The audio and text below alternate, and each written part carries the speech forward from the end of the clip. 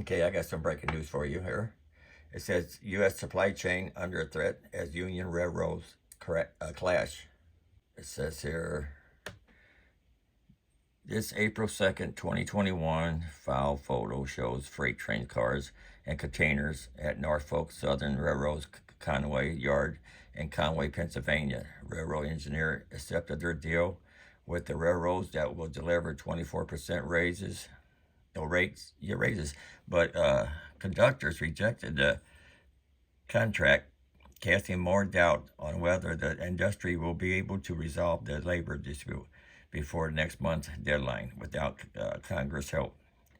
The vote Monday, November 21st, 2022, by the two biggest railroad unions follows the decision by three other unions to reject their deals with the railroads that the Biden administration helped broker before the original strike deadline in September.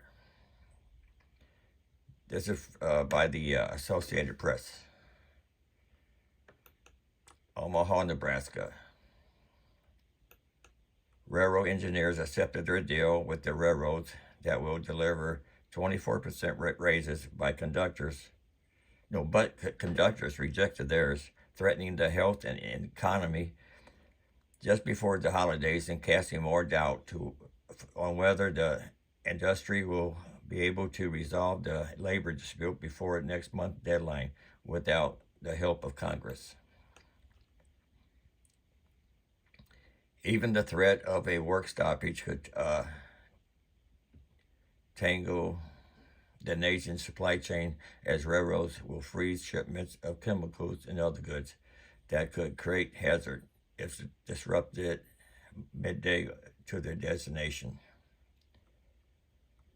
A split vote Monday from the two biggest railroad unions follows the rejection by three other unions of their deals with the railroads that the Biden administration helped broker before the original strike deadline in September.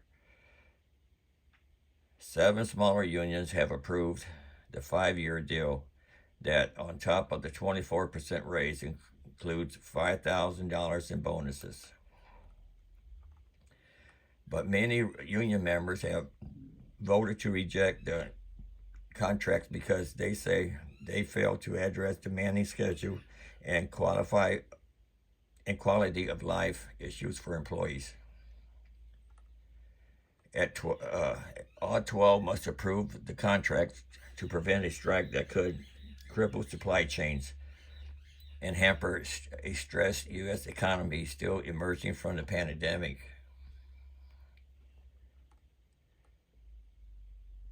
The Retail Industry Leader Association said a rail strike would cause enormous disruption to the flow of goods nationwide, although retail stores are well stocked for the crucial holiday shopping season. Fortunately, this year's holiday gifts have already landed on store shelves, but an interruption to rail transportation does pose a significant challenge to getting items like perishable food products and e-commerce shipments delivered on time. And it will undoubtedly add to the inflationary pressures already hitting the U.S. economy, said Jess Dargan, with the group that represents more than 200 major retailers. The unions that rejected their deals agreed to return to the bargaining table to try to hash out a new agreement before a new strike deadline early next month. But those talks have deadlocked because the railroad refused to consider adding paid sick time to what was already offered. It appears increasingly likely that Congress will have to step in to settle the dispute.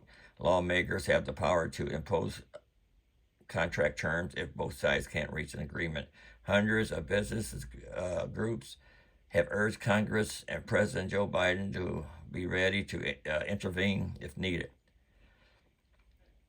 Workers frustrated with the demanding schedule and deep job cuts, and the industry pushed to reject these contracts because they don't resolve workers' key quality of life concerns. The deal of the engineers and conductors did include a promise to try to improve the scheduling of regular days off, and the details of those scheduled further at each railroad. The union, the unions that represent engineers and conductors also received 3 unpaid days off a year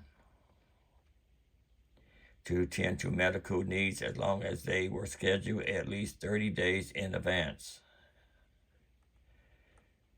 The railroads also lost out on their bid to cut crew size down to one person as part of the negotiations.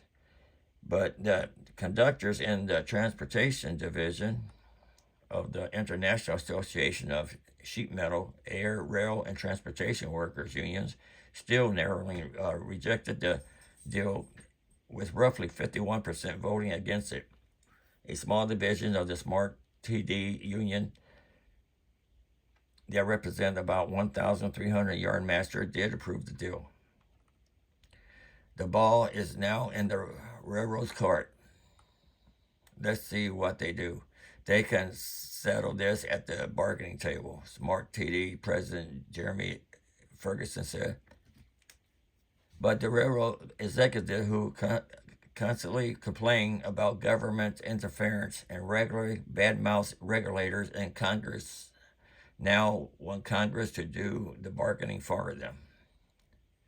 The railroads maintain that the deals of the unions should closely follow the recommendation made this summer by a special panel of attributors Biden appointed. That's part of the reason why they don't want to offer paid sick time. Plus, the railroad said the union have agreed over the years to forego paid sick time in favor of higher pay and strong short-term disability benefits. The unions say it is long overdue by the railroads to offer paid sick time to workers, and the pandemic highlighted the need for it. The group that negotiates on behalf of the railroads said Monday that the unions that rejected the deals should expect to receive more than the Presidential Emergency Board of Attributors recommended. The National Carriers Conference Committee said businesses could start to be affected by the threat of a strike even before the deadline because railroads will start curtailing shipments of dangerous chemicals and perishable cargo days ahead of the deadline. The national rail strike would severely impact the economy and the public. Now, the continued near-term threat of the one will require that freight railroads and passenger carriers soon begin to take responsible steps to safely secure the network in advance of any deadline, the railroad said. It's unclear what Congress might do given the deep political division in Washington, D.C., and a single lawmaker could hold up a resolution.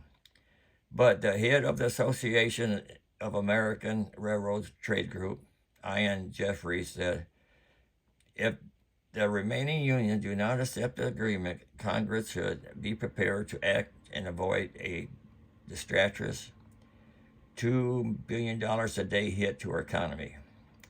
Republicans may try to impose a deal that includes only what the Presidential Emergency Board recommended, while Democrats, who still narrowly hold control of both the House and the Senate during this lame duck period, might be willing to force the railroad to make additional concessions. The unions that voted Monday represent more than half of the roughly 115,000 rail workers involved in the contract dispute with Union Pacific. Norfolk Southern, NSSF, Kansas City Southern, CSX, and other railroads.